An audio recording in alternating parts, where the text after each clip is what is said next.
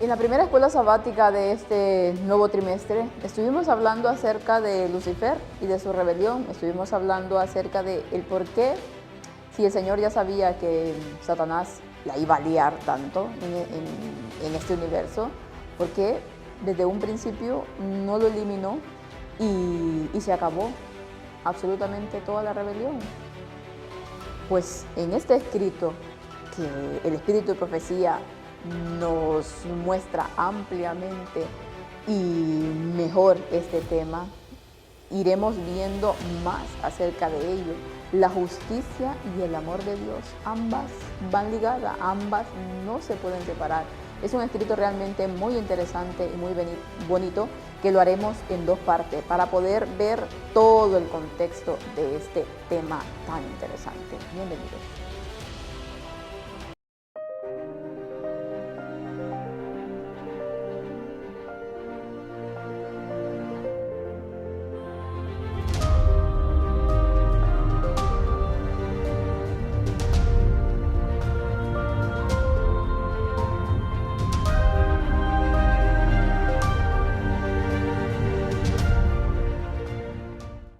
Es un tema que lo debemos de tener muy claro, por eso vamos a pedirle a Dios que nos ayude a discernirlo. Vamos a orar.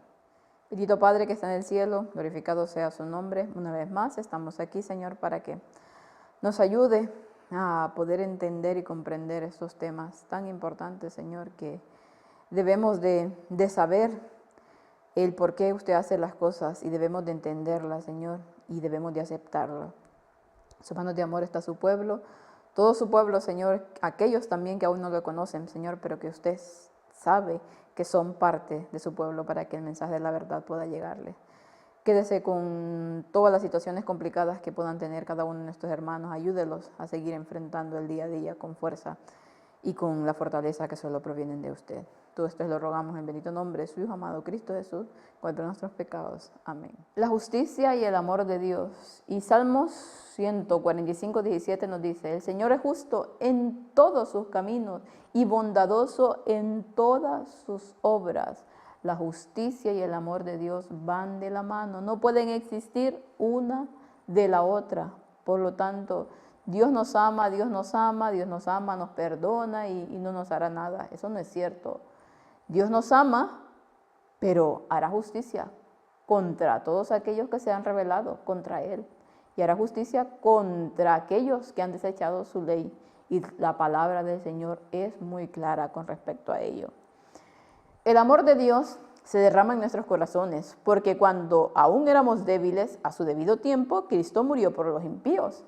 Dios encomienda su amor hacia nosotros, en que, siendo aún pecadores, Cristo murió por nosotros. Después de la caída de nuestros primeros padres, Cristo declaró que para salvar al hombre de la pena de pecado, vendría al mundo para vencer a Satanás en el propio campo de batalla del enemigo. La controversia que comenzó en el cielo debía continuar en la tierra. En esta controversia iban a intervenir muchas cosas. Estaba en juego vastos intereses.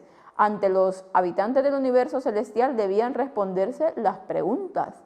¿Es la ley de Dios imperfecta? ¿Necesitaba de enmienda o abrogación o es inmutable? ¿El gobierno de Dios necesita cambios o es estable? Satanás había sembrado la duda en muchos ángeles, y tanto fue la magnitud de la situación que muchos se rebelaron y fueron completamente sus súbditos. Por lo tanto, había quedado entredicho la ley de Dios. El gobierno de Dios necesita cambios, tal y como lo decía Satanás, o es estable, o no se puede romper. La ley de Dios es imperfecta, necesita enmienda o abrogación. ¿Realmente tenemos libertad de albedrío? ¿Realmente Dios es justo? Todas estas cosas estaban por ahí polulando, porque Satanás había hecho su obra y la había hecho muy bien. Por lo tanto, la única manera de que todo esto fuese contestado es que Cristo se ofreció como garante para poder, ¿el qué? Para poder justificar el gobierno de Dios, para poder vindicar esa ley. Antes del primer advenimiento de Cristo, el pecado de negarse a ajustarse a la ley de Dios se había generalizado. Al parecer, el poder de Satanás crecía, su guerra contra el cielo era cada vez más decidida. Se había llegado a una crisis, los ángeles del cielo observaban con intenso interés los movimientos de Dios. Saldría de su lugar para castigar a los habitantes del mundo por su iniquidad. ¿Enviaría el fuego o el diluvio para destruirlos? Todo el cielo esperaba la orden de su comandante para derramar las copas de la ira sobre un mundo rebelde. Una palabra de él, una señal, el mundo habría sido destruido. Los mundos no caídos habrían dicho, amén, tú eres justo, oh Dios, porque has exterminado la rebelión.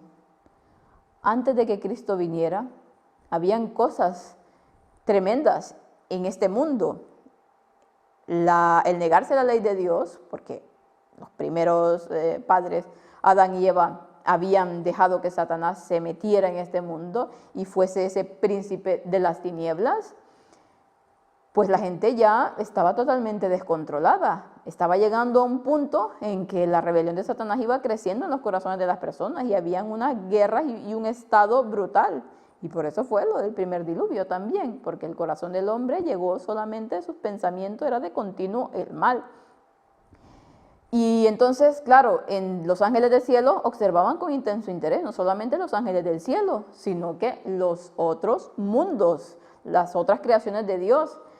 Y pensaban y observaban y decían, ¿saldría de su lugar para castigar a los habitantes del mundo por su iniquidad?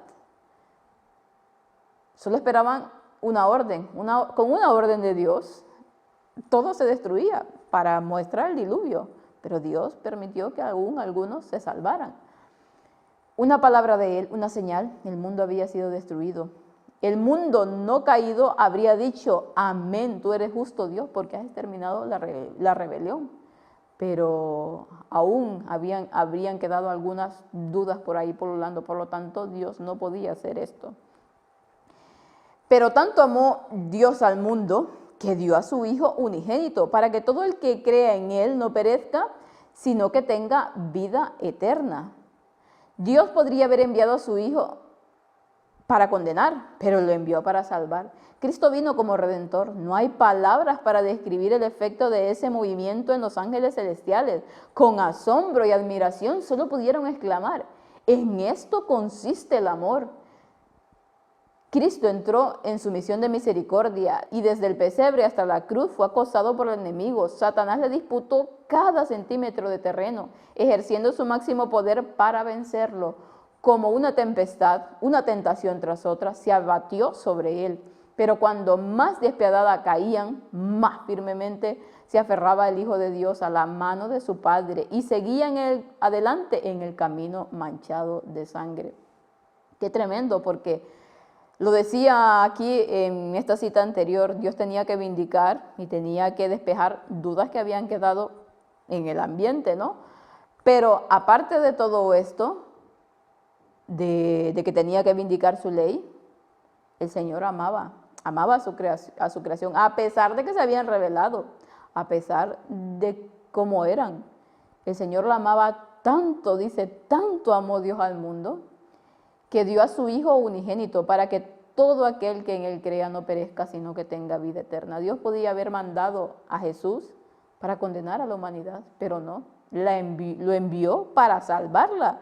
Y cuando los ángeles, dice, vieron esta situación, exclamaron con asombro, en esto consiste el amor. En esto consiste el amor, en que una persona dé su vida por la otra.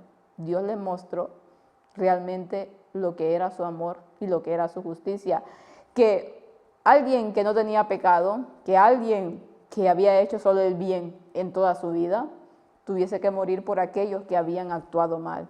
En eso consistía el amor de Dios. Fue tan grande y únicamente Él lo podía hacer. Cristo en su misión de misericordia, dice, desde el pesebre hasta la cruz, fue acosado por el enemigo, no tuvo paz, no tuvo descanso.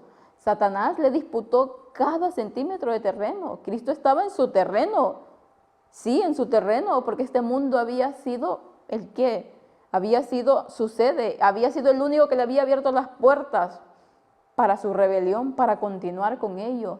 Por lo tanto, ejercía todo el mal que podía sobre él, como una tempestad, dice, tentación sobre tentación, se abatió sobre él. Pero cuando más despiadado era el enemigo, cuando más fuerte era la tormenta sobre él, más se aferraba a las manos de su padre y seguía adelante, a pesar de que ese camino estaba manchado de sangre, a pesar de que en cada paso que daba era una gota de sangre que derramaba.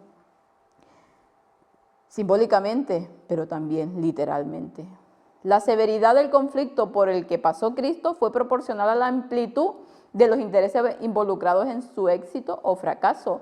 No eran solo de interés de un mundo los que estaban en juego. En esta tierra esta tierra era el campo de batalla, pero los mundos que Dios había creado se verían afectados por el resultado del conflicto. Era un asunto más allá también de esta tierra, y ya nos lo dice aquí. La severidad del conflicto que Cristo pasó fue proporcional a la amplitud de los intereses involucrados en el éxito o el fracaso. Esta misión era una misión impresionante, era una misión que abarcaba a todo el universo, no solamente a esta tierra, a todo el universo, porque del éxito de esa misión de Cristo, también los otros mundos que el Señor había creado y todo el cielo se vería afectado por el resultado. Por eso es que era tan importante y por eso es que fue una prueba súper difícil para Cristo.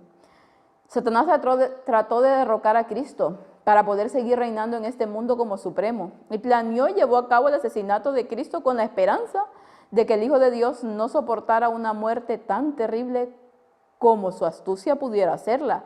Pensó en demostrar la verdad de su afirmación de que Cristo no era abnegado. Inspirado por influencias satánicas, los hombres clamaron por la crucifixión del Salvador.